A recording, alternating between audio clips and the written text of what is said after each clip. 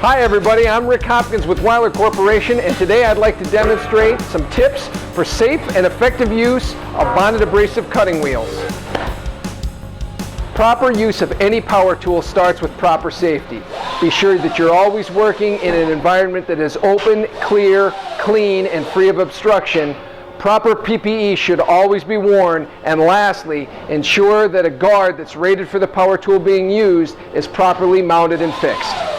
Before cutting any material or profile, take care to ensure that the workpiece is clamped with the cut line as close to the mounting point or vise as possible to ensure that there's adequate clearance for hands, tool, and guard. Before mounting any wheel, make sure that the maximum safe RPM rating on the wheel is higher than the maximum operating RPM on the tool. Before cutting, it is recommended that you allow the wheel to free spin for 60 seconds. This will allow you to identify any potential defects in the wheel before you begin. Before cutting any material, always think spot. Speed, pressure, orientation, and time.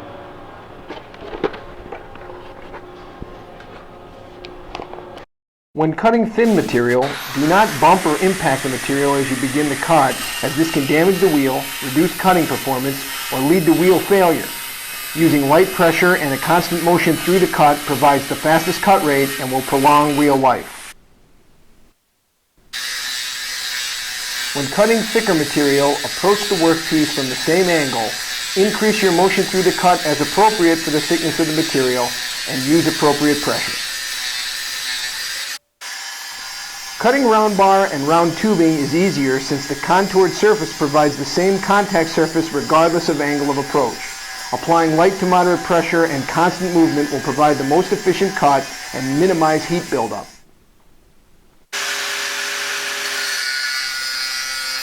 When cutting material with a larger surface area, engage the piece from the corner and work the wheel through the material using consistent pressure. Use light or moderate pressure to work through the cut, being careful not to plunge the wheel too deeply into the tube. Depth of cut will depend on wall thickness. When clamping angle iron to a table or workbench, it's important to fix the piece with the corner perpendicular to the table. When clamping in a vise, I prefer to approach from the corner and cut through the angle iron using the same pressure and motion throughout the cut. As with any skill, practice makes perfect, and I hope you found this video helpful. For more information and additional videos just like this, check us out at weilercorp.com. Thanks for watching.